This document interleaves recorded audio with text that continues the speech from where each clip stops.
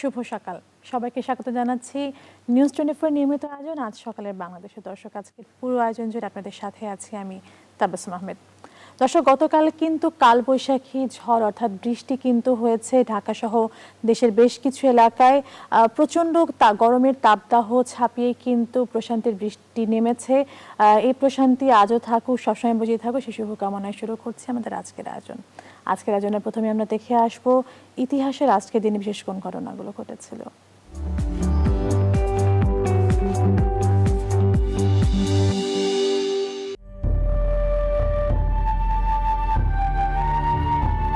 আজ সোমবার ৫ এপ্রিল ২০২১, ২২শে চৈত্র ১৪২৭, ২১ শাবান ১৪৪২ হিজরি। ১৬১৬ সালের আজকের দিনে ক্যাথলিক চার্চ কর্তৃপক্ষ নিকোলাস কোপার্নিকাসের বই বাতিল করেছিল। আজকের দিনে ১৭৫৩ সালে ব্রিটিশ জাদুঘর প্রতিষ্ঠা করা হয়। ১৮৮০ সালের আজকের দিনে শিবপুর বেঙ্গল ইঞ্জিনিয়ারিং কলেজ প্রতিষ্ঠিত হয়। ১৮৯৯ সালের আজকের দিনে দক্ষিণ আফ্রিকা ৩৫ রানে ইংল্যান্ডের বিপক্ষে অল আউট হয়। আজকের দিনে ১৯৪৭ খ্রিস্টাব্দে গ্লোরিয়া মাকাপাগাল আরেইয়ো ফিলিপাইনের ১৪তম রাষ্ট্রপতি নির্বাচিত হন। ১৯৬৪ সালের আজকের দিনে লন্ডনে প্রথম চালকবিহীন স্বয়ংক্রিয় পাতাল রেল চালু হয়। আজকের দিনে ১৯৯৫ সালে বার্লিনে জলবায়ু সংক্রান্ত জাতিসংঘ সম্মেলন শুরু হয়। ১৫৮৮ সালের আজকের দিনে ইংরেজ দার্শনিক রাষ্ট্রবিজ্ঞানী টমাস হবস জন্মগ্রহণ করেন। ১৯০৫ সালের আজকের দিনে শিল্পপতি একে খান জন্মগ্রহণ করেন। ১৯৩২ সালের আজকের দিনে কথাসাহিত্যিক প্রভাত কুমার মুখোপাধ্যায়ের মৃত্যু হয়। ১৯৭৫ সালের আজকের দিনে চীনা রাজনৈতিক ও সামরিক নেতা চিয়াং কাই শেকের মৃত্যু হয়। দর্শক, আমরা দেখছিলাম ইতিহাসের আজকের দিনে বিশেষ কোন ঘটনাগুলো ঘটেছিল। দর্শক, আমরা এবার চলে যাব আমাদের আজকের ইয়োগা সেগমেন্টে।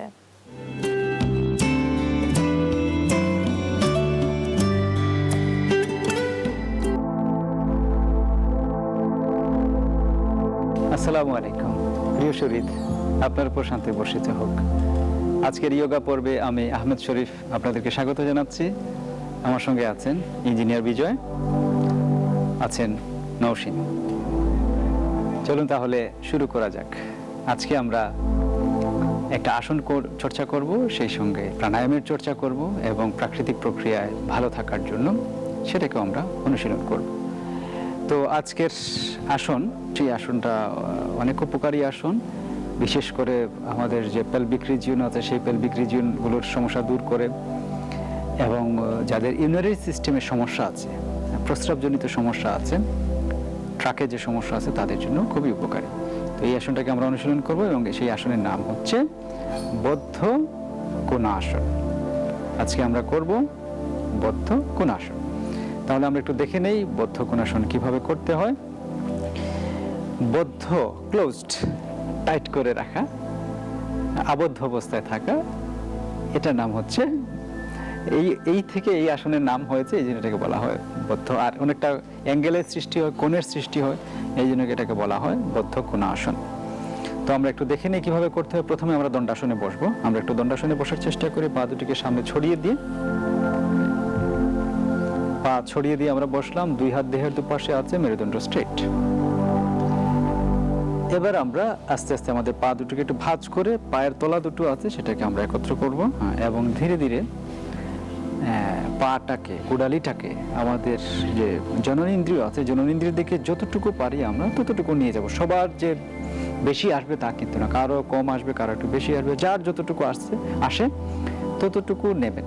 নিয়ে পরবর্তী পর্যায়ে আপনি যাওয়ার চেষ্টা করবেন। পরবর্তী পর্যায়টা কি আমাদের প্রশিক্ষক যারা আছেন তারা দেখাবেন, তার আগে একটু বলে নিই। সেটা হচ্ছে আপনি সামনের দিকে ধীরে ধীরে ঝুঁকবেন, ঝুঁকে আপনার কপালটাকে ভূমিতে স্পর্শ করানোর চেষ্টা করবেন। সবাই যে লাগাতে পারবেন তা কিন্তু না, না লাগাতে পারলেও কোনো সমস্যা নাই, যতটুকু আপনি পারেন ততটুকুই ঝুঁকবেন। এই হচ্ছে আজকের আমাদের যে আসন, বদ্ধ কোণাসন। তো এবার আমরা যতটুকু পারলাম আমাদের পাটাকে ভেতরের দিকে নিয়ে আসলাম, এবার আমরা আস্তে আস্তে আমাদের কপালটাকে ভূমিতে স্পর্শ করানোর চেষ্টা করি। হ্যাঁ, ধীরে ধীরে, হ্যাঁ, ধীরে ধীরে আমরা কপালটাকে লাগানোর চেষ্টা করছি। হ্যাঁ, খুব মজার। কপালটাকে ভূমিতে লাগিয়ে ফেললাম। এই অবস্থায় কিছুক্ষণ আমরা অবস্থান করব, তারপর ধীরে ধীরে আমরা উঠে স্বাভাবিক অবস্থায় চলে আসবো। এবার ধীরে ধীরে চলে আসেন, আস্তে আস্তে আস্তে আস্তে উঠছেন উঠছেন উঠছেন। হ্যাঁ, এই হলো একবার। আমরা আরেকবার একটু দেখে নেই, তাহলে দুইবার হবে। এবার আস্তে আস্তে ঝুঁকতে থাকুন। প্রিয় দর্শক, পিঠটাকে আপনি সোজা রেখে যদি ঝুঁকেন তাহলে ঝোঁকাটা সহজ হবে। পিঠটাকে বাঁকা করলে ঝোঁকাটা অনেকটা কঠিন হবে। সুতরাং পিঠটাকে সোজা রেখে তারপরে আপনি ঝোঁকার চেষ্টা করবেন। It will be easy for you. 10 থেকে 30 সেকেন্ড আমরা মিনিমাম অবস্থান করব এই অবস্থায়। এবার ধীরে ধীরে উঠে আসবো। এবার ধীরে ধীরে উঠে আসি। হ্যাঁ, ধীরে ধীরে উঠে আসি।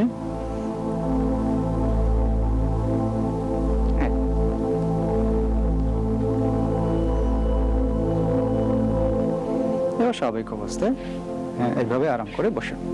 প্রিয় দর্শক, আমরা যে আসনটা দেখলাম সেই আসনের নাম হচ্ছে বদ্ধ কোণ আসন। এই আসনে কি হয়, কি লাভ হয়? এই আসন যখন করা হয় তখন আমাদের যে নিতম্ব আছে, পেট, তারপর পিঠের যে পেশি আছে, সেই পেশিগুলোতে, নার্ভগুলোতে রক্ত সঞ্চালন বাড়িয়ে সেই জায়গাগুলোকে সুস্থ রাখে, সবল রাখে।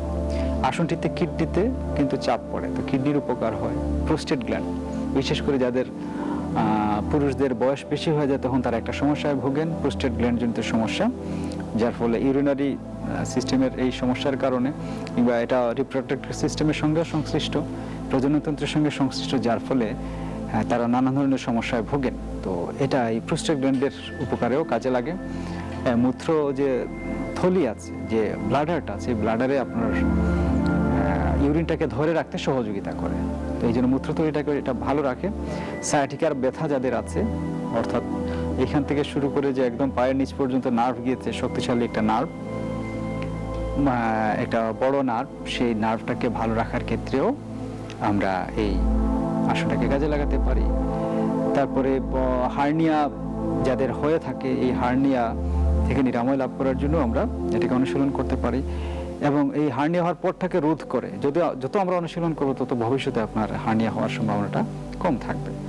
তারপরে আপনি দেখবেন পুরুষদের অনেক সময় প্রজননতন্ত্রে ব্যথা বেদনা হয়। এই ব্যথা বেদনা দূর করার ক্ষেত্রেও, অর্থাৎ স্ক্রুটামে অনেকের ব্যথা হয়, সেটার জন্য এরকম আমরা কাজে লাগাতে পারি। মেয়েদের যে মাসিকের সমস্যা থাকে, মেনস্ট্রুয়াল সাইকেলে যে সমস্যা থাকে, সেগুলো দূরীকরণের ক্ষেত্রেও আমরা এটাকে কাজে লাগাতে পারি। তো এই বদ্ধ কোণ আসন, আর আপনি যখন সামনের দিকে ঝুঁকছেন তখন কি হয়, আপনার ঊর্ধ্বাংশে, উপরের দিকে আপনার ব্লাড সার্কুলেশনটা বেশি হয়। আর উপরের দিকে যখন ব্লাড সার্কুলেশনটা বেশি হয় তখন কি হয়, আপনার চুলের সমস্যা দূর হয়। আপনার মুখমণ্ডলে মুখমণ্ডল যেহেতু রক্তস্নাত হয়, এই জায়গাতে ব্লাড সার্কুলেশন বাড়ে, আপনার চেহারার ঔজ্জ্বল্যটাও বাড়বে, আপনাকে দেখতে আকর্ষণীয় লাগবে, একটা আভা আপনার চেহারায় আপনি ফিল করতে পারবেন। অন্যরা ফিল করবে, আর আপনার ভেতরে ভালো লাগা ফিল হবে। আর এই ভালো লাগা ফিল মানেই হচ্ছে অন্যরা আপনার ক্ষেত্রেও ভালো লাগা ফিল করবে, অর্থাৎ আপনার চেহারা একটা লাবণ্য আভা দেখা দেবে। এটার জন্য আমরা এটাকে অনুশীলনে রাখতে পারি, অর্থাৎ যারা সৌন্দর্য সচেতন তারাও এটাকে চর্চা করতে পারেন। আর যখন আমরা এটা করি তখন কি হয়, আমাদের প্রজননতন্ত্রের এক্সারসাইজ হয়ে যাচ্ছে, অর্থাৎ প্রজনন রিলেটেড যে অঙ্গগুলো আছে সেগুলো এক্সারসাইজ। কারণ যখন আমরা এটা করি তখন আমাদের গোড়ালিটাকে যখন ভেতরের দিকে নিয়ে আসা হয়, তখন এই জায়গার যে মাসল যেগুলো আছে, পেলভিক ফ্লোর মাসল, সেগুলোরও উপকার হচ্ছে। অর্থাৎ এই রিজিয়নও যে মাসল আছে, নার্ভ আছে, এই নার্ভের দুর্বলতার কারণে পুরুষদের সমস্যা হয়, যার ফলে দাম্পত্য জীবনটাও সেইভাবে সুখের হয় না। তো এই কারণে এই অঙ্গগুলোতে আমাদের ব্লাড সার্কুলেশন বাড়াতে হবে, এই রিজিয়নগুলোতে ব্লাড সার্কুলেশন বাড়াতে হয়। এটা করলে কিন্তু সেই কাজটা আমাদের জন্য সহজ হয়ে যায়। তো এই কারণে আমরা এই বদ্ধ কোণ আসন সেটাকে অনুশীলনে রাখবো। এবার আমরা আমাদের প্রাণায়ামে চলে যাব। তার আগে একটু বলে নেই যে প্রত্যেকটা আসন করার সময় আমরা বলেছি যে যখন আসনের চূড়ান্ত পর্যায়ে যাবেন, চূড়ান্ত পর্যায়ে গিয়ে আপনি মনোছবি দেখবেন, মনোসংযোগ ঘটাবেন, মনের চোখে দেখবেন যে এই উপকারগুলো আমার হচ্ছে, যে উপকারগুলো আমরা বললাম সেগুলোকে আপনি ভিজুয়ালাইজ করবেন। তাহলে মনের শক্তিটাকে আপনি কাজে লাগাতে পারলেন, মনের যে অসীম পাওয়ার, সেই পাওয়ারটা আপনার ইয়োগার ক্ষেত্রে, এক্সারসাইজ করার ক্ষেত্রে কাজে লাগালেন, যার ফলে কি হবে, আপনি দ্বিগুণ, 3 গুণ, 4 গুণ, বহুগুণ উপকার বেশি পাবেন।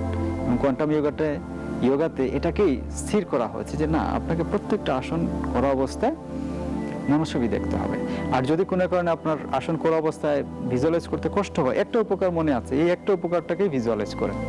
10 সেকেন্ড থাকেন, এই 10 সেকেন্ডের উপকারটাকে ভাবেন, চিন্তা করেন, অথবা দেখেন, কল্পনায় বিশ্বাস করেন যে এই উপকারটা হচ্ছে, তাহলে দেখবেন যে আপনি অনেক গুণ বেশি উপকার পাচ্ছেন। তো এই বদ্ধ কোণাসন, এটা আমরা কয়বার করব? এই বদ্ধ কোণাসনটাকে আমরা, এই যে আপনি গেলেন, চলে আসলেন, একবার হলো, এরকম করে আমরা কমপক্ষে 5 থেকে 10 বার এটাকে অনুশীলন করতে পারি। আর যাদের হাতে সময় কম আছে তারা 3 থেকে 5 বারও এটাকে অনুশীলনে রাখতে পারেন, বদ্ধ কোণাসন। এবার প্রাণায়াম, প্রাণশক্তিতে উজ্জীবিত হওয়া, প্রাণটাকে নিয়ন্ত্রণ করা এবং সেই সঙ্গে শারীরিক মানসিক উপকার পাওয়া। প্রাণায়াম মানে হচ্ছে মাস্টারি ওভার দ্য মাইন্ড। আপনার মনের উপর আপনার কন্ট্রোলটাকে নিয়ে আসতে হবে। প্রাণায়াম আমাদের মনের উপর কন্ট্রোলটাকে সহজ করে। আপনার মন আপনার নিয়ন্ত্রণে থাকবে, কিন্তু অধিকাংশ ক্ষেত্রে আমাদের নিয়ন্ত্রণটা অন্যের হাতে চলে যায়। আরেকজন এসে আপনার বাপ মা তুলে গালি দিল, আর আপনিও কি বললেন, এই যে তখন কি হলো, কন্ট্রোলিংটা ওনার কাছে চলে গেল। কারণ অন্যের আচরণ নিয়ন্ত্রণ করার শক্তি আপনার মধ্যে নাই। আরেকজন আপনার সঙ্গে কি আচরণ করবে এটা তার বিষয়, আপনি চাইলেও এটাকে রোধ করতে পারবেন না। সুতরাং যখনই আপনি অন্যের প্ররোচনায় রাগ করবেন, উত্তেজিত হবেন, প্রতিক্রিয়াশীল হবেন, তখন আপনার যে মনের ভারসাম্য সেটা নষ্ট হয়ে যাবে। আপনি সঠিক আচরণ করতে পারবেন, আপনি ভুল করবেন। এই কারণে আমরা কোয়ান্টামে বলি যে রেখে গেলেন তো হেরে গেলেন। যত আপনি রাগ করবেন দেখবেন যে আপনি হেরে যাচ্ছেন, আপনার যে প্রাপ্য জিনিস আছে সেটা থেকে আপনি বঞ্চিত হবেন। তো ইয়োগা, প্রাণায়াম আমাদেরকে এই মনের উপর কন্ট্রোলটা নিয়ে আসতে সহযোগিতা করে। তো আজকে আমরা একটা প্রাণায়াম করব। এই প্রাণায়ামটা মানে ফুসফুসের জন্য উপকারী, সেই সঙ্গে মনের স্থিরতা আনবে, মনের শক্তিটাকে আপনি কাজে লাগাতে পারবেন, এটা আপনার কন্ট্রোলে আসবে। পবন বিজয় প্রাণায়াম, আজকের প্রাণায়ামের নাম হচ্ছে পবন বিজয় প্রাণায়াম। পবন, আমরা জানি পবন মানে হচ্ছে বায়ু, বাতাস, আর বিজয়, পবনটাকে বিজয় করা, অর্থাৎ বায়ু আপনার উদরস্থ পেট মধ্যস্থিত যে পবন আছে সেটাকে যদি আপনি মুক্ত করতে পারেন, আপনি খুব আরামে থাকবেন। আর পেটে যদি গ্যাস থাকে, অতিরিক্ত গ্যাস সবারই হয়, সবার পেটেই গ্যাস থাকবে, এটাই স্বাভাবিক, কিন্তু অতিরিক্ত যখন হয় সেটাই সমস্যা। তো অতিরিক্ত গ্যাস থেকে মুক্ত থাকার জন্য, সেই সঙ্গে ফুসফুসটাকে শক্তিশালী করার জন্য, ইন্টারনাল অর্গানগুলোকে ভালো রাখার জন্য, large intestine, small intestine, kidney, bladder, এগুলোর উপকারের জন্য যখন আপনি এই পবন বিজয় প্রাণায়ামটাকে অনুশীলন করবেন, তখন সেগুলো শক্তিশালী হবে। তো ফুসফুসের উপকার, ইন্টারনাল অর্গানগুলোর উপকার, সবকিছুর জন্য আমরা আজকের এই প্রাণায়ামটাকে কাজে লাগাতে পারবো, পবন বিজয় প্রাণায়াম। তাহলে পবন বিজয় প্রাণায়ামটা আমরা একটু দেখে নিই কিভাবে করতে হয়। প্রিয় দর্শক, এটা বজ্রাসনে বসে করতে হয়। তো ওনারা যে আসনে বসে আছেন সেটাই হচ্ছে বজ্রাসন। তো বজ্রাসন যারা প্রথমবারের মতো আজকের সেশনে অংশগ্রহণ করছেন, বজ্রাসন সম্পর্কে যাদের আইডিয়া নাই তাদের দেখানোর জন্য আমরা এটাকে একটু উল্টে দেখাবো। তার আগে সামনের দিকটা একটু ভালো করে দেখে নেন। সেটা হচ্ছে যে 2 হাত হাঁটুর উপরে থাকছে, মেরুদণ্ড স্ট্রেট, আর পেছনের দিক যেটা আছে সেটা হলো আমরা যেটা করেছি, আমাদের গোড়ালো দুটোকে আমরা ফাঁকা করেছি, ফাঁকা জায়গায় আমাদের হিপটাকে আমরা বসিয়ে দিয়েছি এবং বুড়ো আঙ্গুল দুটো পায়ের একসঙ্গে লাগিয়ে রেখেছি এবং মেরুদণ্ড স্ট্রেট থাকছে 2 হাত হাঁটুর উপরে। এই হচ্ছে বজ্রাসন। এবার একটু পেছন দিকটা, আপনি একটু পেছন দিক দেখান। হ্যাঁ প্রিয় দর্শক, আমরা দুদিক থেকে একটু দেখে নিলাম। হ্যাঁ, প্রথমে আমরা নীল ডাউন পজিশনে গেলাম, নীল ডাউন পজিশন থেকে ধীরে ধীরে আমাদের গোড়ালি দুটোকে ফাঁকা করলাম, ফাঁকা জায়গায় আমরা বসে পড়লাম। এই মেরুদণ্ড থাকছে স্ট্রেট। গুড। এবার একটু নর্মাল অবস্থায় বসেন বজ্রাসনে। প্রিয় দর্শক, আমরা বজ্রাসনটাকে একটু দেখে নিলাম। এবার তাহলে আমরা প্রাণায়ামের দিকে, পবন বিজয় প্রাণায়াম, সেটাকে অনুশীলন করছি। বজ্রাসনে হাঁটুর উপরে আমাদের হাত থাকছে এবং হাতের পজিশনটাকে আমাদের যে জ্ঞান মুদ্রা আছে, অভয় মুদ্রা আছে, কোয়ান্টা ভঙ্গি আছে, সেটাকে আমরা করে রাখবো। হ্যাঁ,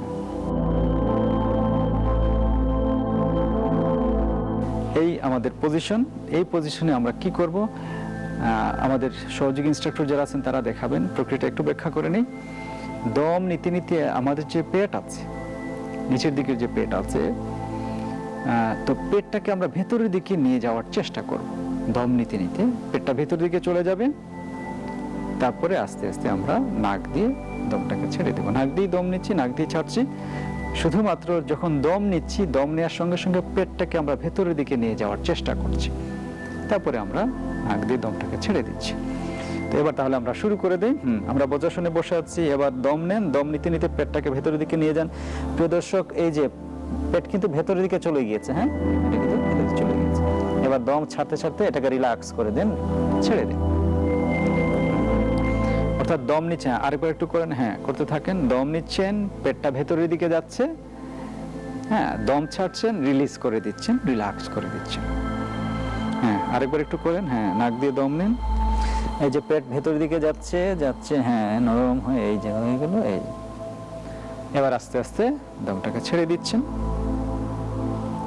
গুড। এই হচ্ছে আমাদের পবন বিজয় প্রাণায়াম। কারণ এটা করলে কি হচ্ছে, আমাদের যে পেট মধ্যস্থিত পবন আছে, অতিরিক্ত বাতাস আছে, গ্যাস আছে, এই গ্যাসটাকে বের করে দেয়। সুতরাং যারা গ্যাস্ট্রাইটিসের সমস্যায়, প্রচলিত ভাষায় যেটাকে গ্যাস্ট্রিক বলে, তো এই গ্যাসের সমস্যায় যারা আছেন তারা এটাকে অনুশীলন করতে পারেন, আপনি নিরাময় লাভ করবেন। তারপরে প্রাণায়াম মানেই হচ্ছে ফুসফুসের উপকার, শ্বসনতন্ত্রের উপকার, লাঙের উপকার। তো লাঙের উপকারটাকে ভালো রাখার জন্য এবং যে কোনো ধরনের ভাইরাস থেকে, ব্যাকটেরিয়া থেকে মুক্ত থাকার জন্য এই লাংটা শক্তিশালী রাখা জরুরি। আর যখন পবন বিজয় প্রাণায়াম আমরা করি, সেটাই হয়, ফুসফুসটা এনলার্জ হয়, শক্তিশালী হয়, রোগ ব্যাধি থেকে আমরা দূরে থাকতে পারি। আর এই পবন বিজয় প্রাণায়াম যখন আমরা অনুশীলন করছি, তখন কি হচ্ছে, এটা যেহেতু আমরা বজ্রাসনে বসে করছি, যার ফলে আমাদের যে ডাইজেস্টিভ সিস্টেম, এই ডাইজেস্টিভ সিস্টেম চমৎকার কাজ করা শুরু করে। অর্থাৎ যা আপনি খাবেন, ভুক্ত খাদ্যদ্রব্য যা আছে, সেগুলোকে খুব সহজে আপনি হজম করতে পারবেন। আর আপনি এটা ফুড খেলেন, খাবার খেলেন, কিন্তু সেটা হজম হলো না, জিনিসটাই মূলত আবর্জনা। কারণ এটাই আপনার বডিতে কি হবে, ফ্যাট হিসেবে, গ্লাইকোজেন হিসেবে, চর্বি হিসেবে এটা জমা থাকবে। তো আবর্জনা আমাদের শরীরে, আমরা চর্বি আমাদের শরীরের জন্য অবশ্যই দরকার। চর্বি আমাদের শরীরের জন্য প্রয়োজন না, এটা কখনোই মনে করবেন না। চর্বি আমাদের শরীরের জন্য অত্যন্ত প্রয়োজনীয় একটা বিষয়। আমাদের যে ব্রেন সেল আছে, ব্রেন সেল থেকে শুরু করে নর্মাল যে সেল আছে, সব সেলের যে আবরণ আছে, আবরণ তো কোলেস্টেরল দিয়ে, চর্বি দিয়েই তৈরি। সুতরাং চর্বি কিন্তু খেতে হবে। কি চর্বি? ভালো চর্বি খেতে হবে, যেটা আপনার সেলের জন্য ভালো, আপনার কোষের জন্য ভালো। কিন্তু যে আমরা খাই কোনগুলো? আমরা খাই খারাপ চর্বি। যেগুলো বাজারে আমরা যে তেল খাই, ম্যাক্সিমাম তেল হচ্ছে এই বাজে তেল, এবং এই তেলগুলোর কারণে আমাদের যে ক্ষতিকর যে কোলেস্টেরল, সেগুলো আমাদের বডিতে ঢুকে। তো আমরা তেল অবশ্যই খাবো, কিন্তু সেটা যেন উপকারী তেলটা বেশি হয়, সেটা আমাদেরকে খেয়াল রাখতে হবে। এবং বাইরের যত খাবার আমরা খাবো, ম্যাক্সিমাম খাবারই কিন্তু আমাদের খারাপ কোলেস্টেরল যেটা আছে, সেটার পরিমাণটাকে বাড়িয়ে দেয়। ভালো যে কোলেস্টেরল, যেটা আমাদের শরীরের জন্য প্রয়োজন, সেটা কিন্তু আমরা গ্রহণ করি না। তো পবন বিজয় প্রাণায়াম আমাদেরকে কি করে, এই যখন এই প্রাণায়ামটা আমরা করছি, তখন আমাদের বডিতে সে এমন একটা অবস্থা তৈরি করে, যাতে আপনার গুড কোলেস্টেরলগুলোকে মানে শুষে নিতে সহযোগিতা করে। তো আমরা এটা অনুশীলন করলে কি হবে, যে চর্বিজনিত যে সমস্যা, সেগুলো থেকেও কিন্তু আমরা দূরে থাকতে পারি পবন বিজয় প্রাণায়াম অনুসরণের মাধ্যমে। তারপরে এই পবন বিজয় প্রাণায়াম যখন আমরা করছি, আপনি দেখেছেন যে কি হয়, এটা যখন আমরা করছি, আমাদের অ্যাওয়ারনেসটা তৈরি হচ্ছে। যখন আমরা এটা করছি, আমাদের কনসেন্ট্রেশনটা থাকছে, যে আচ্ছা পেটটা ভেতরের দিকে গেল কিনা। এই যে কনসেন্ট্রেশন আপনি করলেন, আপনার মনোযোগের শক্তিটা কিন্তু বেড়ে যাচ্ছে। এটা অনুশীলন হচ্ছে। আমরা আমাদের মনের ট্রেনিংটা নেই না, মনটাকে ট্রেন আপ করি না। আর সব কিছুই আমরা করি, আমাদের দৈনন্দিন অনেক কাজ করি, কিন্তু মনটাকে অধিকাংশ ক্ষেত্রে আমরা ট্রেন আপ করি না। তো এটা মনেরও কিন্তু ট্রেন আপ। ইয়োগা মানে হচ্ছে শরীর মন দুটোর এক্সারসাইজ। তো মনের এক্সারসাইজ, শুধুমাত্র আপনি শরীরের খাবার দেবেন, মনের খাবার দেবেন না, মন অসুস্থ হবে। আপনার রাগ, গুসা, আপনার ভালো না লাগা, ডিপ্রেশন, এই জিনিসগুলো আপনার জীবনে আসবে। আবার এই মনের খাবারও যখন দেয়া হবে না, আর আত্মিক খাবার, তো আত্মার খাবার তো অনেক দূরে। তো এই কারণে আমাদের সব ধরনের ফুড আমাদের বডিকে দিতে হবে। শরীরের খাবার যেমন প্রয়োজন, তেমনি মনের খাবার। মনের খাবার কি? মনের খাবার হচ্ছে ইয়োগার এটা বিশেষ প্রক্রিয়া, সেটাকে বলা হয় মেডিটেশন। তো মেডিটেশন নিয়ে আমরা পরবর্তী যে কোনো একটা পর্বে আলোচনা করবো ইনশাআল্লাহ। তো পবন বিজয় প্রাণায়াম আমাদেরকে কি করে, এই মনের ভারসাম্যটাও কিন্তু হয়ে যাচ্ছে। যখন আমরা করছি, আপনি যে কনসেন্ট্রেশন দিচ্ছেন, মনটাকে সংযুক্ত করছেন, মনের ট্রেনিং হচ্ছে, মনটাও ভালো থাকছে। আর সেই সঙ্গে লাঙের যে উপকার, সেটা তো হচ্ছে। তো পবন বিজয় প্রাণায়াম, এটাকে আমরা লাঙ্গের উপকারের জন্য ব্যবহার করতে পারি।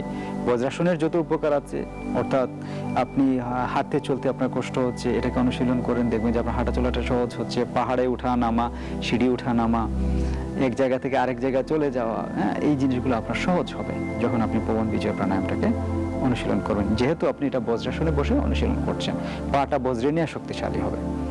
তো পবন বিজয় প্রাণায়াম এবং সেই সঙ্গে আমরা যে আসন দেখালাম সেটাকে অনুশীলনে রাখবেন।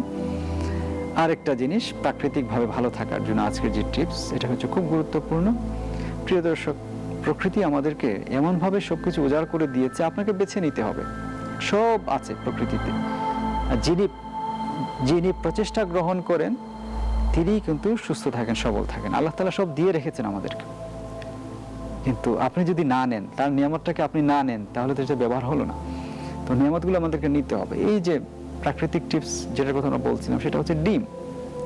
ডিমটাকে বলা হয় এটা একটা হেলথ ফুড, মানে এটা দামি ফুড, মানে শরীরের জন্য, মানে টাকার দামের কথা বলা হচ্ছে না এখানে, শরীরের জন্য দামি একটা সুপার ফুড। এটা সুপার ফুড হচ্ছে ডিম। তো এই ডিমটাকে আমরা আমাদের দেশে এই কোলেস্ট্রলের ভয়ে এই জিনিসটাকে খাওয়া হয় না। তো কোলেস্ট্রল কিন্তু আমাদের শরীরের জন্য দরকার। আমরা আগেই বলেছি যে আমাদের শরীরের জন্য দরকার কোনটা, ভালো কোলেস্ট্রল। তো একটা ডিম যে কোনো মানুষ খুব সহজেই খেতে পারে। এবং এই ডিমে যে পরিমাণ পুষ্টি থাকে, একজন মানুষের, আমরা বাংলাদেশের মানুষ, অনেক মানুষই 3 বেলা ভালো করে খেতে পারে না, সেই সঙ্গে তারা পুষ্টি বিচার করে খাবারগুলোকে গ্রহণ করে না। তো এক্ষেত্রে ডিম একটা, গ্রামে গঞ্জে সব জায়গায় ডিমটা খুব অ্যাভেলেবেল পাওয়া যায়। এই পুষ্টিটাকে যদি আমরা নিতে পারি, অনেক উপকরণ কিন্তু এটার মধ্যে আছে। তো একটা ডিম কিন্তু সারাদিন আপনাকে চাঙ্গা রাখবে। তো ডিমটাকে কখনো আপনার খাবার তালিকা থেকে বাদ দেবেন না। হ্যাঁ, আপনার বডিতে যে অতিরিক্ত কোলেস্ট্রল থাকে, আপনি কঠিন হৃদরোগে ভোগেন, অবশ্যই ডাক্তারের পরামর্শক্রমে আপনি কতটুকু ডিম খাবেন অথবা এটাকে বর্জন করবেন, কুসুম সহ খাবেন না কুসুম ছাড়া খাবেন, এটা ডাক্তার বলে দেবেন। অর্থাৎ সিরিয়াস পেশেন্ট যারা, তাদের বিষয়ে আলাদা। নর্মাল আমরা যারা আছি, তাদের জন্য ডিম হচ্ছে একটা গুরুত্বপূর্ণ উপাদান। প্রতিদিন আমাদের খাবার তালিকায় ডিমটা থাকা প্রয়োজন, কারণ আপনি পুষ্টি হিসাব করে খান না, এবং ডিমের মধ্যে মোটামুটি আমাদের যে পুষ্টি, সেই পুষ্টিগুলো আমরা পেয়ে যাই। আর অন্যান্য খাবার যেগুলো আছে সেগুলো তো আমরা খাই। সুতরাং প্রতিদিন খাবার তালিকায় একটা ডিম থাকা চাই, সুস্থতার জন্য, প্রাণবন্ততার জন্য, কর্মক্ষম থাকার জন্য। তো এটা গেল আমাদের প্রাকৃতিকভাবে ভালো থাকার জন্য। এবার আমরা আমাদের পুরো প্রসেসগুলোকে আমরা আরেকবার একটু দেখে নিই। আমরা আসনটা একটু দেখে নিই। প্রথমে যে আসনটা দেখিয়েছিলাম, আসনের জন্য প্রস্তুতি গ্রহণ করেন।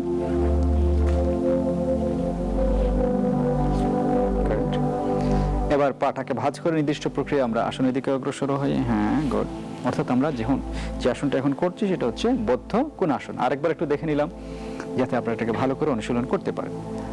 এই অবস্থায় থাকলেন, তারপরে পিঠটাকে সোজা রেখে, আপনার পিঠ কিন্তু সোজা আছে, তারপরে সামনের দিকে আপনি অগ্রসর হচ্ছেন এবং কপালটাকে ভূমিতে লাগানোর চেষ্টা করছেন। গুড। হ্যাঁ, ধীরে ধীরে ধীরে ধীরে যেতে থাকছেন, কপালটা ভূমিতে স্পর্শ করছে। 10 সেকেন্ড মিনিমাম, 10 সেকেন্ড থেকে 30 সেকেন্ড অবস্থান করলেন। এবং এই অবস্থায় কিন্তু আপনাকে কি করতে হচ্ছে, মনোছবি দেখতে হচ্ছে যে শরীরের এই উপকার হচ্ছে, মনের এই উপকারগুলো হচ্ছে। গুড। এবার আস্তে আস্তে স্বাভাবিক অবস্থায় চলে আসেন, ধীরে ধীরে উঠে আসেন। হ্যাঁ, উঠে আসেন।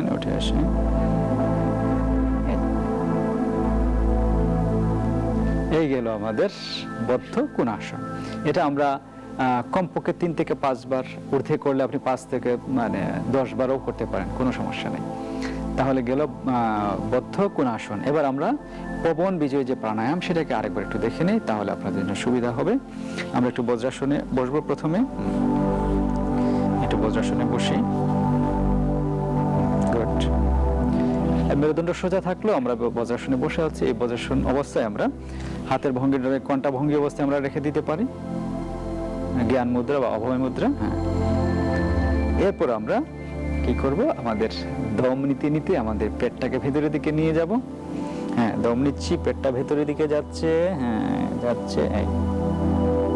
এবার দম ছাড়তে ছাড়তে এটাকে রিলিজ করে দেন, রিল্যাক্স করে দেন। হ্যাঁ, আরেকবার একটু করি আমরা। হ্যাঁ, আরেকবার দম নিতে থাকেন। হ্যাঁ, পেটটা ভেতরের দিকে যাচ্ছে। এবার আমরা দম ছাড়ছি, পেটটাকে রিল্যাক্স করে দিচ্ছি, ছেড়ে দিচ্ছি। পবন বিজয় প্রাণায়াম। তো এটাকেও আমরা কয়বার অনুশীলনে রাখতে পারি? কমপক্ষে যদি করেন 3 থেকে 5 বার, ঊর্ধ্বে করলে 5 থেকে 10 বার, এবং আরো যদি বেশি করতে চান আপনি 5 থেকে 20 বারও করেন, কোনো অসুবিধা নেই, আর যদি হাতে আপনার সময় থাকে। তো এই গেল আমাদের আজকে প্রাণায়াম, সেই সঙ্গে খাবার তালিকায় ডিম। প্রিয় দর্শক, এটাকে বাদ দেবেন না। আপনি অনেক সুস্থ থাকবেন। আপনার বাচ্চা অনেক সময় অনেক কিছু খেতে চায় না, ডিম যদি সিদ্ধ খেতে না চায় তাকে কি করেন, এটা ভাজি করে দেন, যে কোনো ফর্মেটে আপনি তাকে ডিমটা খাওয়ান, দেখবেন যে তার অনেক পুষ্টি বডিতে চলে যাচ্ছে। তো এটাকে আমরা অনুশীলন করব, অনেক সুস্থ থাকবো, প্রাণবন্ত থাকবো। তো আপনারা প্রিয় দর্শক প্রাণবন্ত থাকেন, সুস্থ থাকেন, মানসিকভাবে চাঙ্গা থাকেন। আগামী পর্বে আবারও আপনাদের সঙ্গে দেখা হবে। ততক্ষণ পর্যন্ত ভালো থাকুন, সুস্থ থাকুন। আল্লাহ হাফেজ।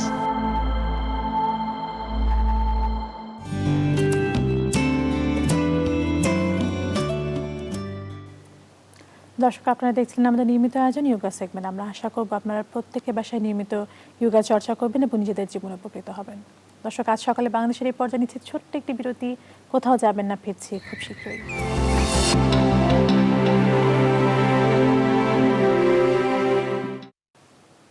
দর্শক, আরো একবার স্বাগত জানাচ্ছি আজ সকালে বাংলাদেশে। এই পর্যায়ে আমরা চলে যাব সংবাদপত্র পর্যালোচনায়। তবে তার আগে জেনে নেব ঢাকা থেকে এবং দেশের বাইরে থেকে প্রকাশিত কিছু সংবাদপত্রের প্রধান প্রধান শিরোনামগুলো।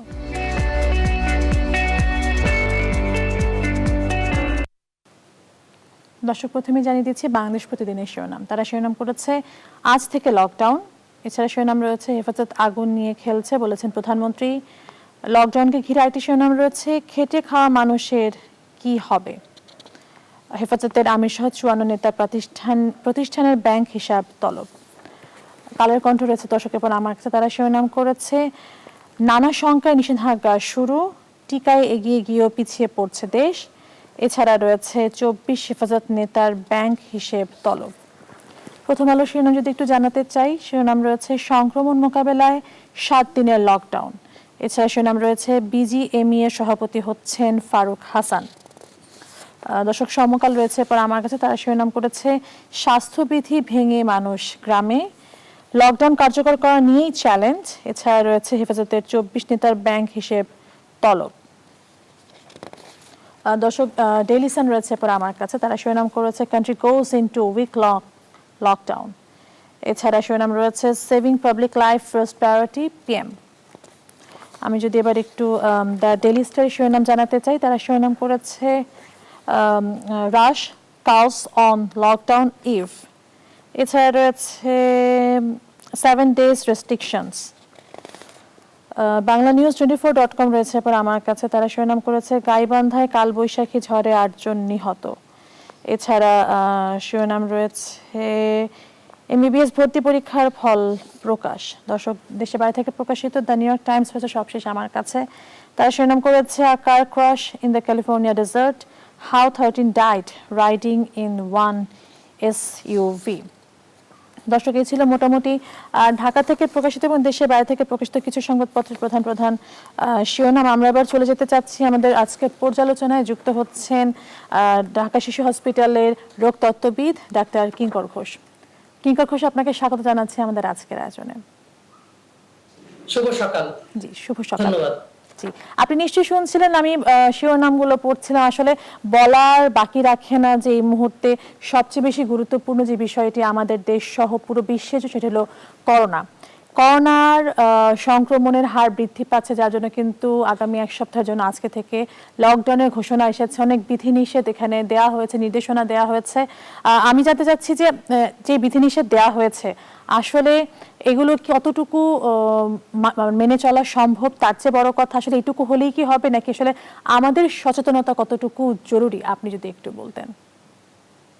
অনেক ধন্যবাদ আপনাকে। আপনি খুব গুরুত্বপূর্ণ একটি প্রসঙ্গ তুলেছেন।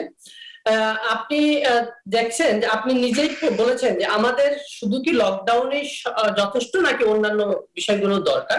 লকডাউন আমাদের সংক্রমণ নিয়ন্ত্রণের কিন্তু সর্বোপরি উপায় না, সর্বরোগের মহৌষধ না, এটি ওয়ান অফ দ্য মেথড, অনেকগুলো উপায়ের মধ্যে একটি।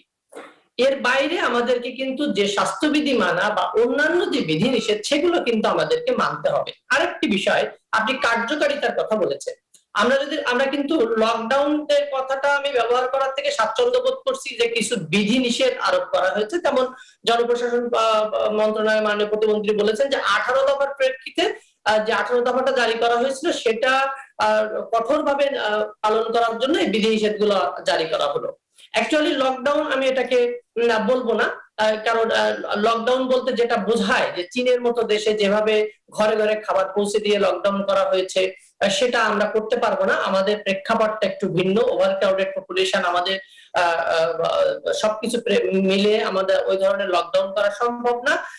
আরেকটি বিষয় যে লকডাউন আমি ধরে নিলাম 14 দিন গভর্নমেন্ট খুব স্ট্রিক্ট লকডাউন করে দিল, মিলিটারি নামলো, সামরিক বেসামরিক প্রশাসন সবই নামলো, তাতে কি ভাইরাস বা আমার সংক্রমণ একবারে নির্মূল হয়ে যাবে? বিষয়টা কিন্তু সেটা না।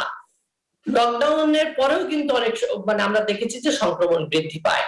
তো এটা হচ্ছে আমাদেরকে বিধিনিষেধ গুলো মেনে চলার যে 18 দফা দাবি যে সুপারিশ করা হয়েছিল সেটাকে মেনে চলার একটা কঠোর ভাবে মেনে চলার একটি নির্দেশনা। তো আমাদের যেটা ধারণা, সংক্রমণ কমাতে গেলে দেখেন এই কোভিড ভাইরাসটা কিন্তু আমরা পৃথিবী থেকে বলেন বা বাংলাদেশ থেকে বলেন আমরা ইরাডিকেট করতে পারবো না বা ইলিমিনেটও করতে পারবো না। আমাদেরকে এটাকে নিয়েই বসবাস করতে হবে। আমাদের যেটা দরকার ছিল জনসচেতনতা বাড়ানো, কিন্তু দুঃখের বিষয় হচ্ছে আমরা গত 1 বছর এই জায়গাটাতে কিছুই করতে পারি না। আমরা অনেক চেষ্টা করেছি, গণমাধ্যম চেষ্টা করেছে, আপনারা চেষ্টা করেছেন, কিন্তু জনসচেতনতা তৈরি হয়নি, খুব বেশি হয়নি। মানুষ মাস্ক ব্যবহার করে না, ডিস্টেন্সিং মেনটেন করেন না। তো এই জায়গা থেকে আমাদের ভয়টা এখান থেকে। দেখেন সবকিছু কিন্তু গভর্নমেন্টের পক্ষে করা সম্ভব না। আমার ব্যক্তিগত যে দায়িত্ব, সেই দায়িত্ব যদি আমি পালন না করি গভর্নমেন্ট কিন্তু চাপাই দিতে পারে না। আরেকটি বিষয় হচ্ছে যে আমাদের যে সংক্রমণ যে বৃদ্ধি পাচ্ছে, এর থেকে একটি গুরুত্বপূর্ণ বিষয় হচ্ছে আমাদের হসপিটাল বার্ডেন। অর্থাৎ আপনি দেখেন ঢাকা মেডিকেল কলেজ হাসপাতালে কোভিড এর আগেও কিন্তু 4 থেকে 5,000 রোগী ভর্তি থাকতো। সেখানে এখন একটি ইউনিটে ডিএমসি ঢাকা মেডিকেল কলেজ হাসপাতাল 2 সেখানে এখন কোভিড ইউনিট চালু করা হয়েছে। তার মানে কিন্তু আগের যে রোগীগুলা ছিল ওই রোগীগুলা কিন্তু যে ঘুরতেছে, তারা কিন্তু এনভায়রনমেন্টে আছে, তারা সাফার করছে। এই যে হসপিটাল বার্ডেন হচ্ছে, এই জায়গা থেকে আমাদেরকে দৃষ্টি দিতে হবে। অর্থাৎ আমাদেরকে 2 ভাবে এটা ম্যানেজ করা যেতে পারে, একটা হচ্ছে পেশেন্ট ম্যানেজমেন্ট এবং আরেকটা হচ্ছে আপনার কমিউনিটি ম্যানেজমেন্ট। কিঙ্কর ঘোষ, আমি আপনাকে একটু থামাতে চাচ্ছি। আপনার এই প্রসঙ্গটা টেনে আমি আরেকটু 2টি বিষয় জানতে চাচ্ছি, আমরা একসাথে উত্তরগুলো নিব।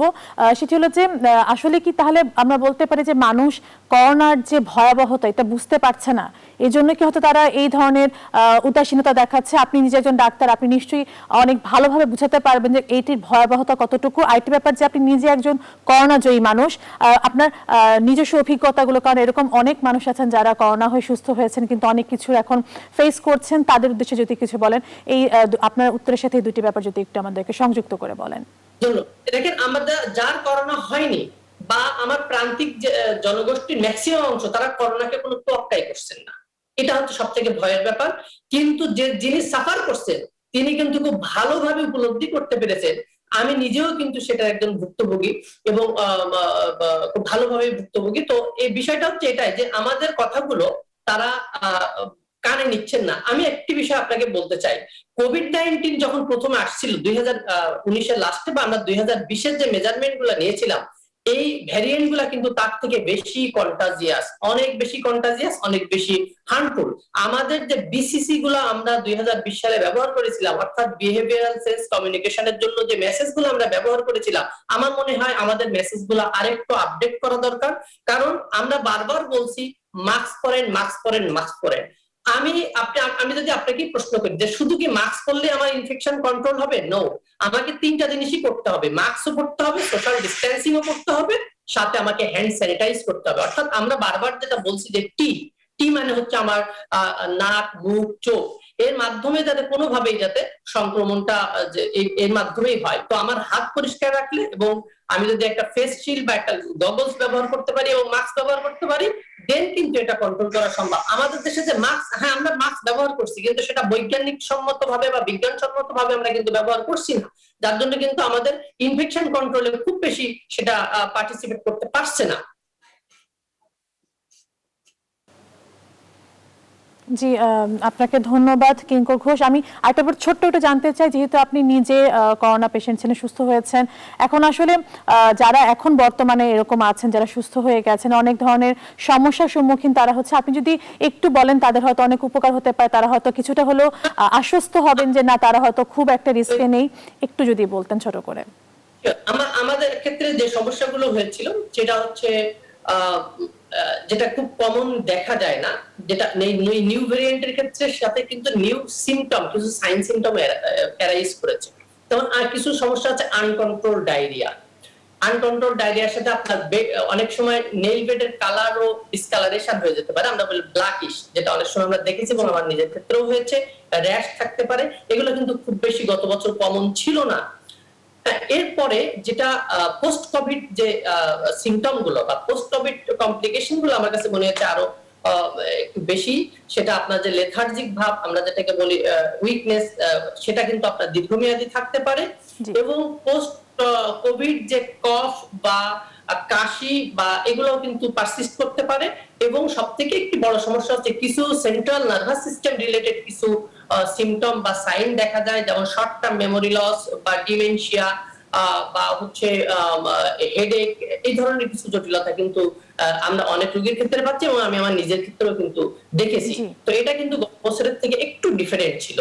আচ্ছা, ঠিক আছে কিঙ্কর ঘোষ, আপনাকে অসংখ্য ধন্যবাদ। আমি আশা করব যে আপনি যে কথাগুলো তুলে ধরলেন আমাদের সবার জন্য সেটা আসলে অনেক বেশি উপকৃত হবে। আপনাকে অসংখ্য ধন্যবাদ আমাদের সাথে আজকে যুক্ত হওয়ার জন্য।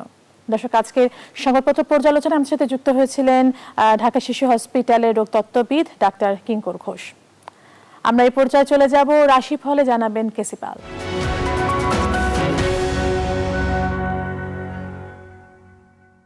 অসংখ্য ধন্যবাদ। সেই সঙ্গে নিউজ 24 পক্ষ থেকে সকল দর্শকদের জন্য আন্তরিক শুভেচ্ছা ও অভিনন্দন। সর্বপ্রথম মেষ রাশির জাতক জাতিকা যারা আছেন, তাদের মধ্যে যারা বেকার যুবক যুবতী আছেন, তাদের কর্মপ্রাপ্তি, হারানো কর্ম পুনরুদ্ধার, কর্মে সাসপেনশন উইথড্র, সেই সঙ্গে নিত্য নতুন ব্যবসা বাণিজ্যের পরিকল্পনা বাস্তবায়িত হবে। এমনকি শিক্ষার্থীদের মনোবল 10 গুণ চাঙ্গা হয়ে উঠবে, যার ফলে প্রতিযোগিতামূলক পরীক্ষায় জয়লাভ করা সহজ হবে। এমনকি সন্তানদের সাফল্যে গৌরবান্বিত হবেন। এবার বৃষ রাশির জাতক জাতিকা যারা আছেন, তাদের জন্য আজকের দিনটিতে দুর্যোগের মেঘ কাটতে আরম্ভ করবে। এমনকি দীর্ঘদিনের কাঙ্ক্ষিত স্বপ্নসাধ পূরণ হবে।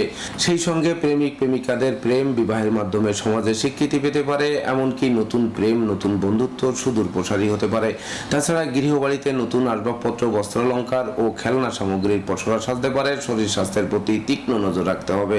এবার মিথুন রাশির জাতক জাতিকা যারা আছেন, তাদের জন্য আজকের দিনটিতে বিশেষ করে টাকা পয়সা হাতে আসার আগেই খরচের খাত তৈরি হয়ে যাবে। এমনকি দূর থেকে আসা কোনো অপ্রিয় সংবাদে মন বিষণ্ণ হয়ে পড়তে পারে। তাছাড়া ঘুষ উৎকোচ গ্রহণ, নেশা জাতীয় দ্রব্য সেবন, ক্রয় বিক্রয় ও অস্ত্র শস্ত্রের অপপ্রয়োগ থেকে বিরত থাকতে হবে। সেই সঙ্গে অপরিচিত কাউকে আশ্রয় দেওয়া খাল কেটে কুমির আনার সমান হবে। এবার কর্কট রাশির জাতক জাতিকা যারা আছেন, তাদের জন্য আজকের দিনটিতে অত্যাবশ্যকীয় বিবাহে কোনো না কোনো বাধা এসে পণ্ড হয়ে যেতে পারে। এমনকি দাম্পত্য সুখ শান্তি প্রতিষ্ঠা বজায় রাখা কঠিন হতে পারে।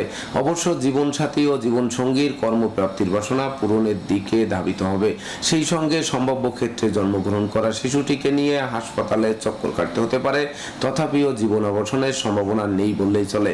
এবার সিংহ রাশির জাতক জাতিকা যারা আছেন, তাদের জন্য আজকের দিনটিতে শরীর স্বাস্থ্য বিশেষ ভালো না থাকায় কোনো কাজে মন বসবে না। তাই তো শ্রমিক কর্মচারীদের প্রতি তীক্ষ্ণ নজর রাখতে হবে। এমনকি গুপ্ত ও প্রকাশ্য শত্রুরা স্বজনদের সাথে হাত মিলিয়ে আপনার গোপন প্রেম ও অনুচিত কাজবাজ ফাঁস করে দিতে পারে, যার ফলে সংসার সমাজে আপনার ইমেজ নষ্ট হতে পারে। তাই তো ডাইনে বামে সামনে পিছে চতুর্দিকে চোখ কান খোলা রেখে দিনটি অতিবাহিত করতে হবে। এবার কন্যা রাশির জাতক জাতিকা যারা আছেন, তাদের জন্য আজকের দিনটিতে বিশেষ করে শিক্ষার্থীদের কঠোর শ্রম, মেধা, প্রযুক্তি, কৌশল ও অধ্যবসায়ের বলে ফসল ঘরে তুলতে হবে। এমনকি পিতামাতার স্বাস্থ্য ক্রমোন্নতির দিকে ধাবিত হবে। সেই সঙ্গে হারানো পিতৃমাতৃ ধন সম্পদ সম্পত্তি পুনরুদ্ধারের পথ প্রশস্ত হবে। এবার তুলা রাশির জাতক জাতিকা যারা আছেন, তাদের জন্য আজকের দিনটিতে দাম্পত্য জীবন কটুতায় ভরে থাকলেও বিচ্ছেদের সম্ভাবনা নেই। তবে জীবন সাথীর শরীর স্বাস্থ্যের দিকে তীক্ষ্ণ নজর রাখতে হবে। এমনকি নতুন প্রেম, নতুন বন্ধুত্ব জোড়া লাগতে পারে। তাছাড়া নতুন প্রেম ও নতুন বন্ধুত্ব সুদূর প্রসারী হতে পারে। এবার বৃশ্চিক রাশির জাতক জাতিকা যারা আছেন, তাদের জন্য আজকের দিনটিতে গৃহবাড়িতে কোনো না কোনো মাঙ্গলিক অনুষ্ঠান অনুষ্ঠিত হতে পারে। ভাই বোনদের কাছ থেকে প্রচুর সহযোগিতা পেতে পারেন। কর্ম ও ব্যবসা বাণিজ্যে লাগাতার উন্নতি করতে পারেন। তবে শত্রু ও বিরোধী পক্ষরা সোচ্চার হয়ে আপনার পুকুরের মাছ, ক্ষেতের ফসল, এমনকি জানমালের ক্ষতি সাধনের চেষ্টা অব্যাহত রাখতে পারে। এবার দর্শক, আজকের রাশিফল জানাচ্ছিলেন কেসি পাল। আমরা আজ সকালে বাংলাদেশের আজকের আয়োজন একদম শেষ পর্যায়ে চলে এসেছি।